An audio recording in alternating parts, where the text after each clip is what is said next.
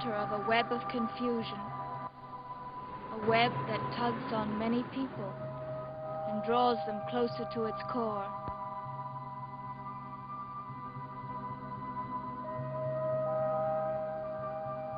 A young girl tormented by increasing doubts and uncertainties.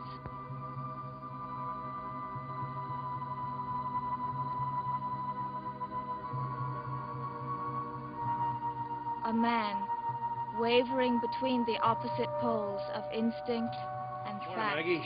Well, hello, Mr. Carter. Well, how's the police force today? It's feet hurt.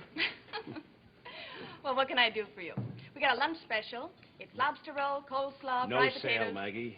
I'm looking for Burke Devlin. You haven't seen him, have you? Why? Well, I haven't seen him since he came to town. I'd like to say hello, that's all. Did you try his hotel room? He's not there. You haven't seen him, have you, Maggie? Well, a couple of hours ago. Not since. Did he say where he was going? Nope. Mr. Carter, do you always go around chasing people just to say hello? If he comes in, Maggie, tell him I'm looking for him, all right? I'll be in the hotel lobby. Mr. Carter, would this have anything to do with that automobile accident? I'll be in the lobby.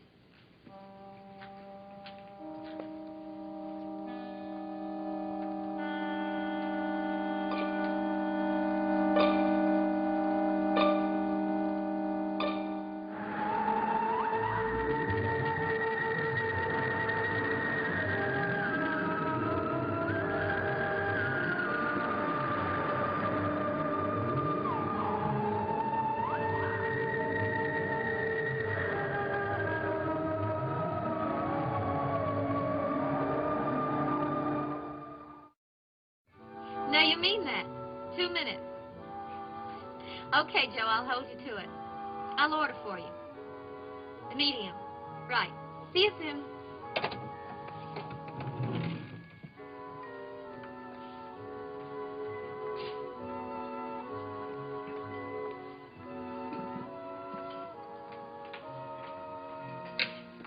Oh, Hello, Maggie. hi. See that table over there? You mean the one that shows where you spend all your money? Uh-huh. I want 2 hamburgers, medium, 2 coffees.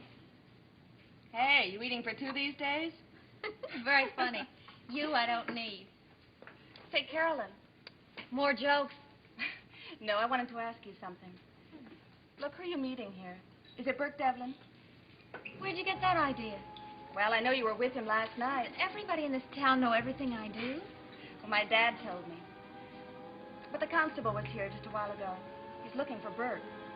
Oh, Well, I don't know what it's about, but I know what it's about, Maggie. Remember, medium on the hamburgers.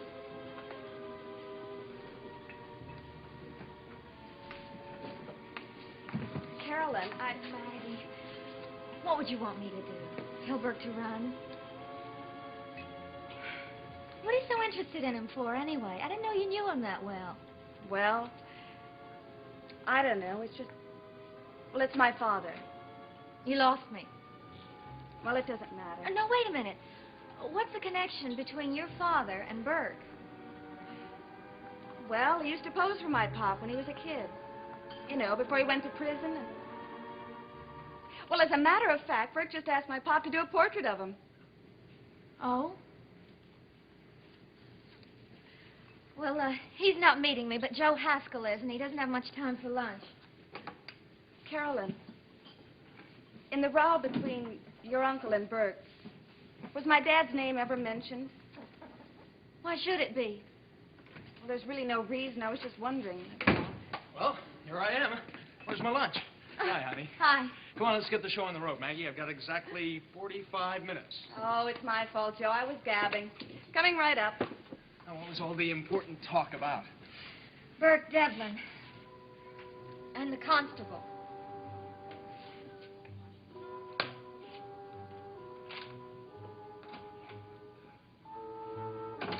Burke?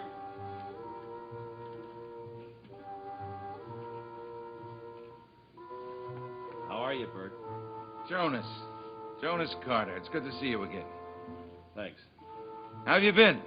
Still keeping the peace? Not much to do except sit behind a desk, Burke. How are you enjoying your stay in Collinsport? Having a ball. Have you had your lunch yet? Why don't you come in and join me? I'll take a rain check, Bert. I would like to have a talk with you. Oh. Well, why don't you come in the restaurant and watch me eat then? I'd rather talk in your room, Bert. Sure. Look, I'll just go check, see if I got any mail. Then I'll get a sandwich and a container of coffee, okay? Okay, I'll wait. You sure I can't get you anything? No, just want to have a little talk, Bert. That's all.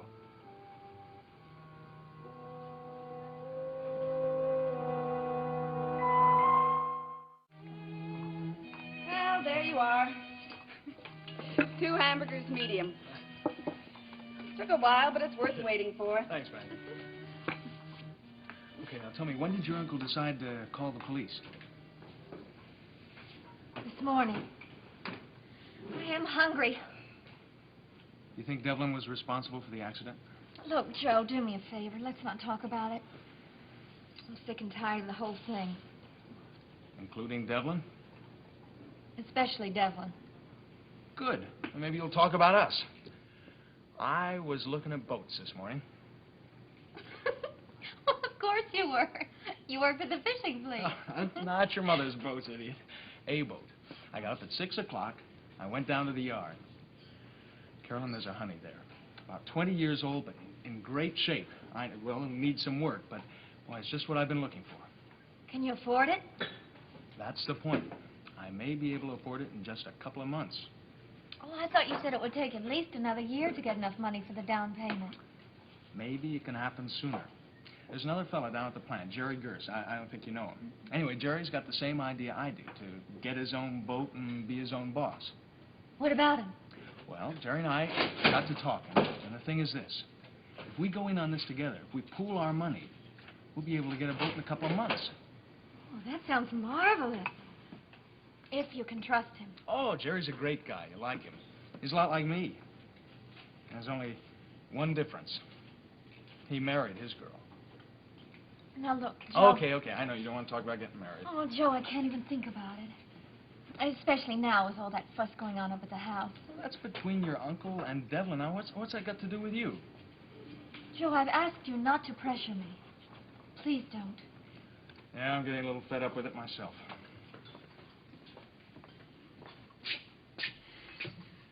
Bert, did you come to the hotel? Oh, hi, Maggie. How about fixing me a ham and cheese and a container of coffee, black to go, huh?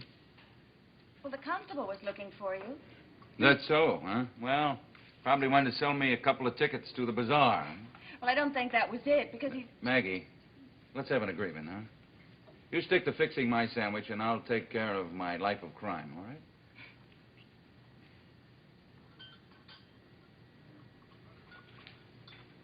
Butter and mustard, no less.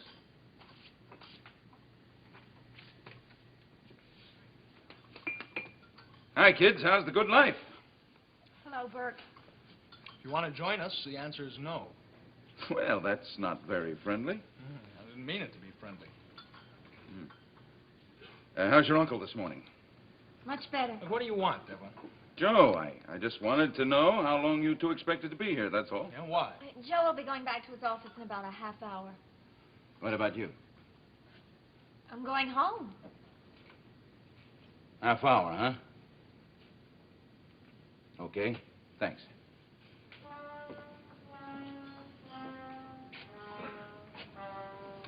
Someday, Carolyn, someday I'm going to punch that guy right in the mouth.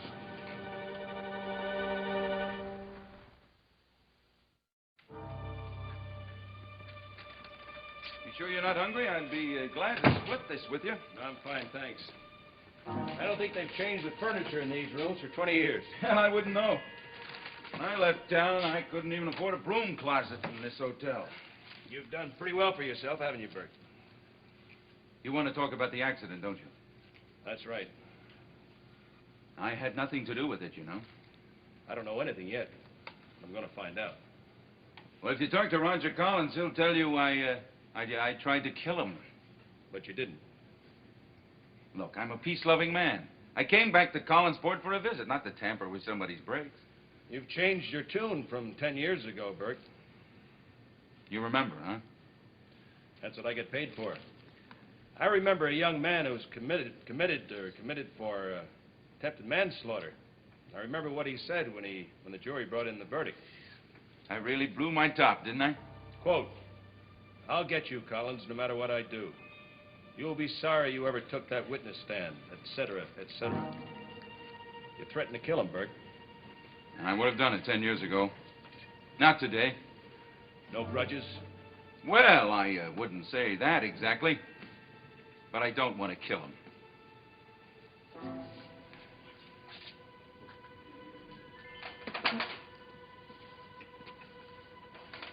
You know what happened to Collins' car, Burke? Yes, I do. Somebody removed the valve from the master brake cylinder, wasn't that it? That's right. Used the wrench to do it with. Your fingerprints were on that wrench. You mean my fingerprints were on a wrench, don't you? All right, Burke. Suppose you tell me what happened. Well, I went up to the house. I saw Roger Collins and his sister. I had a very pleasant talk, and then I left. After asking Roger to meet you in town. That's right. I wanted to discuss a business deal with him. How'd you figure you was going to get into town? Drive, of course. Well, after inviting him to drive into town, you left the house. Then what? Then I went into the garage. Why? Well, I've been thinking about buying a car. I knew Roger Collins had a car, and I wanted to look at it. That's going to sound mighty peculiar on the witness stand, Burke. We'll never get to the witness stand, and you know it. I don't know anything yet. Go on. Well, I was looking over his car. I even opened the door and got behind the wheel to see how it felt. That's when I noticed the wrench. So you just picked it up just to keep Roger's car nice and neat and clean, huh? Have you ever sat on a wrench, Mr. Carter? Sure, I picked it up. Then I got out of the car, closed the door, and I was about to throw it on the workbench when the girl came along, the kid's tutor. We talked for a while, and then I left, and that's it. Collins said there was no wrench in the seat of that car. Well, then maybe you better find out who put it there, instead of wasting your time with me. Don't worry about my time, Burke. That's what I get paid for. What next? Well, then I came back here, changed my clothes, had something to eat, and then I went over to the Blue Whale to wait for Roger to show up. Who couldn't make it because he was being dragged out of that wreck.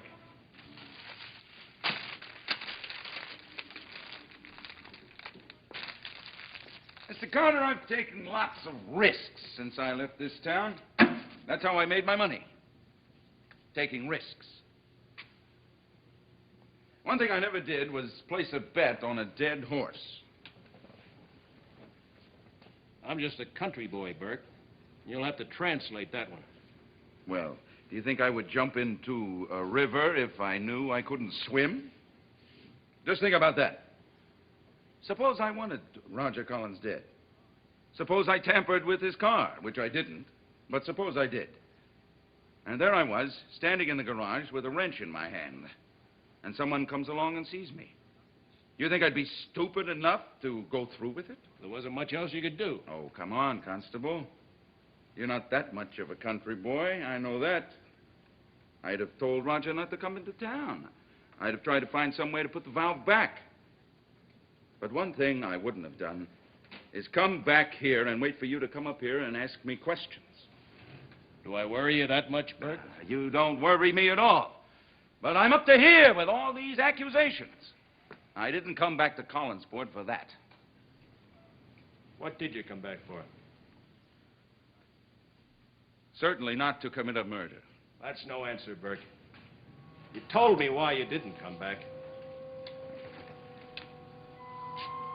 I want to know why you did. Well, back to the old grind. Joe, I'm sorry. What for? Oh, I think I spoiled your excitement a little. About the boat, I mean. Oh, honey, that's an old story, and I'm used to it. It's the new ones that needle me. Like what? Well, like a fella named Devlin. Joe, you're letting him bother you too much. He's not that important, believe me. Look, right now, I don't have much use for Burke, so... Here's your change, Joe. Oh, thanks, Maggie. Say, were you two just talking about Burke? Oh, what about it? Oh, nothing. Except he just phoned. He said he'd like to have Carolyn drop up to his hotel room for a few minutes. You what? Don't worry, Joe. There's a chaperone. The constable. Miss Stoddard, having you drop up here like this was Burke's idea, not mine. I see no reason in involving you in any of this. We all need our evidence, Mr. Carter. You have your fingerprints. I have Carolyn. I don't understand. Mr. Carter and I were discussing the reasons I came back to Collinsport. I told him it was a pleasure trip. It had nothing to do with harming your family. As a matter of fact, I didn't expect to see your family at all.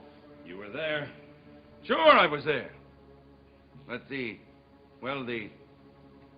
idea was not my own. Ask Carolyn. Now, she's a member of that family. That family that I'm supposed to be planning to ruin. Do you think she would lie for me? Would you, Miss Stoddard? Certainly not. Carolyn, just before you took me up to Collinwood, did you come here to see me? Yes. Had I asked you to come? No. She just walked in. Unplanned, uninvited. Isn't that right? Yes. At the end of your visit, how did you get home? You drove me. At whose suggestion? Mine. Why don't you tell the constable what I said when you made that suggestion? Well, you said you didn't think it would be a good idea, that my family wouldn't want to see you, and you felt it would be better if you stayed away from them while you were in town. But I did go up to Collinwood with you, didn't I?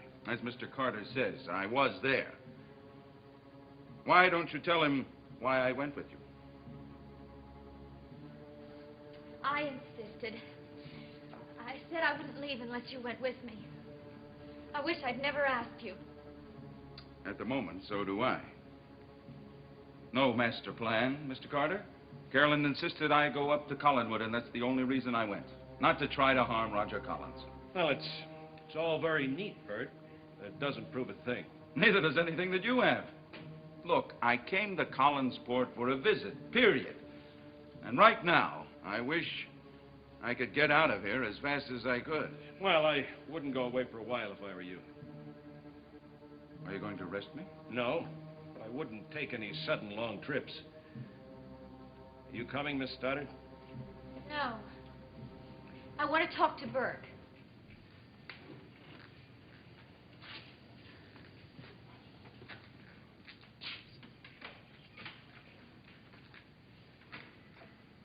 Thanks, Carolyn. I'm sorry I had to use you in that way. Use me?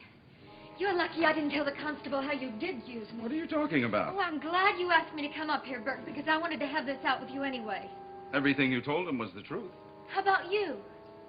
How much truth did you tell him? You think I caused that accident? Oh, I don't know whether you did or not.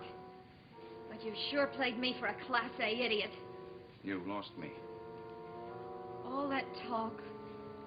All that big, nice talk. You were only here for a visit. No grudges against the family. You were leaving in a couple of days.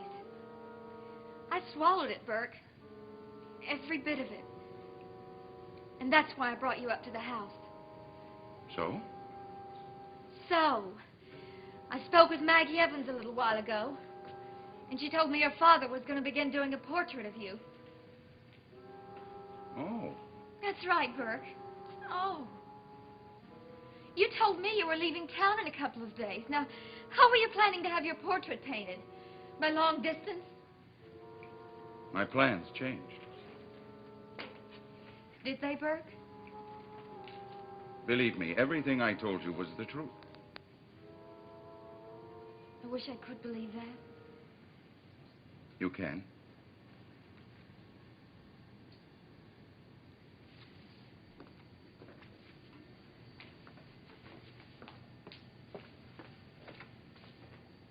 Burke, tell me the truth. Did you try to kill my uncle? I did not.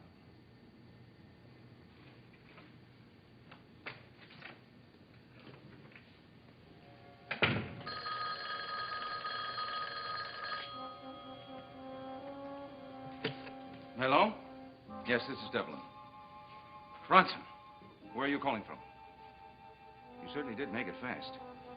No, I don't want you to come here. It might be too risky.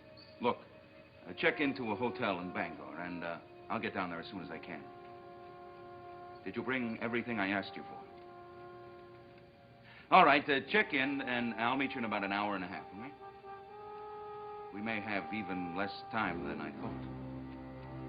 Right.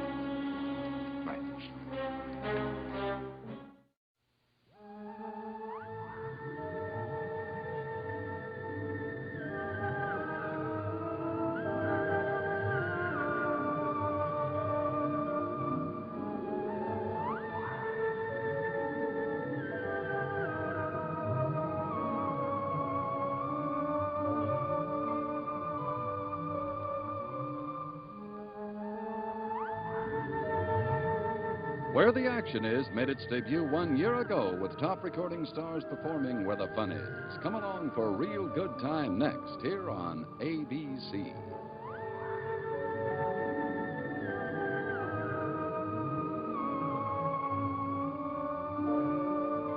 Dark Shadows is a Dan Curtis production.